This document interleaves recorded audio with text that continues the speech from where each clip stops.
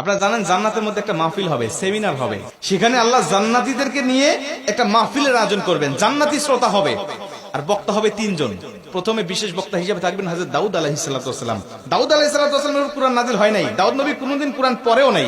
তারপরে আল্লাহ সেদিন তাকে ইলম দিবেন, তিনি দাউদ নবী সূরা তোহা থেকে তেলাওয়াত করবেন। তাফসীরে এসেছে দাউদ নবী যখন কুরআন থেকে তেলাওয়াত করবেন তার একটা গলা থেকে, একটা কণ্ঠ থেকে 80 রকম সুর বের হতে থাকবে। জান্নাতীরা দাউদ নবীর কণ্ঠে তেলাওয়াত শুনে তো পাগল, বলবে আল্লাহ কি তেলাওয়াত শুনতেছি, আমরা তেলাওয়াত শুনে শুনে জান্নাতে থাকতে চাই, আর কিচ্ছু চাই না। আল্লাহ বলবে এর থেকে কি সুমধুর তেলাওয়াত শুনতে চাও না? জান্নাতীরা বলবে আল্লাহ এর থেকে সুমধুর তেলাওয়াত হতে পারে, আমাদের আর বিশ্বাস হয় না। আল্লাহ বলবে কেন বিশ্বাস হয় না? দাউদ নবীর উপরে কোরআন নাজিল হয় নাই, দাউদ নবী কোরআনের জন্য মার খায় নাই। যে নবীর উপরে কোরআন নাজিল করেছি, যে নবী কোরআনের জন্য মার খেয়েছে, দাঁত শহীদ করেছে, মাথার হেলমেট ভেঙেছে, উহুদের প্রান্তরে রক্তক্ষরণ করেছে, ওই নবীর কণ্ঠ থেকে কোরআনের তেলাওয়াত শোনো কেমন সুমধুর শোনা যায়।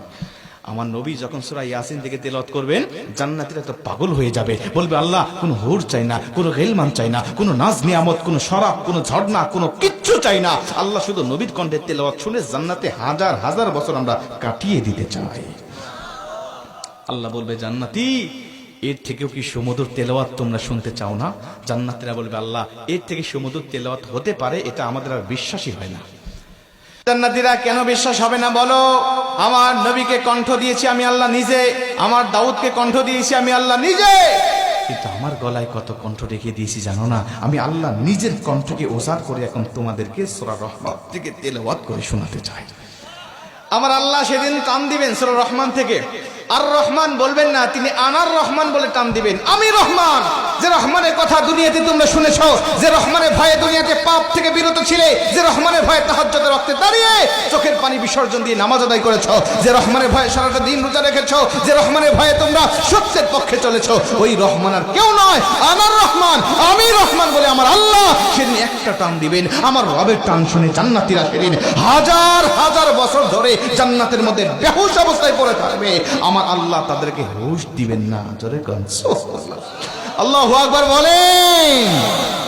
দোয়া করছি আজকে যেভাবে বসেছি আল্লাহ যেন জান্নাতের মধ্যে আমাদেরকে ওই মাহফিলে শ্রোতা হিসাবে সবাইকে বসার তৌফিক দান করেন। জোরে বলেন আমিন, আরেকটু জোরে বলেন আমিন। মুসলমান ভাইরা আমার লক্ষ্য করেন, অনেক কথা আপনাদেরকে বলতেছি, একটুখানি মনোযোগ দেন। এই কোরআন যে তার মানে জান্নাতের মধ্যেও কিন্তু ক্ষমতা কমে যাবে না, জান্নাতের মধ্যেই কোরআনের ক্ষমতা কিন্তু বেড়ে যাবে।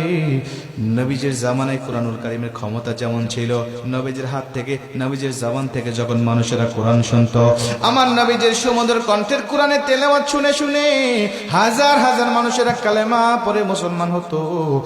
আজও নবীজির উপরে নাজিল হওয়া এই কিতাবের কোরআনের তেলাওয়াত শুনে আমাদের দুনিয়াবি বক্তাদের কণ্ঠে, দুনিয়াবি কারীদের কণ্ঠে কোরআনুল কারীমের তেলাওয়াত শুনে হাজার হাজার মানুষ প্রতিদিন কালেমা পড়ে মুসলমান হচ্ছে।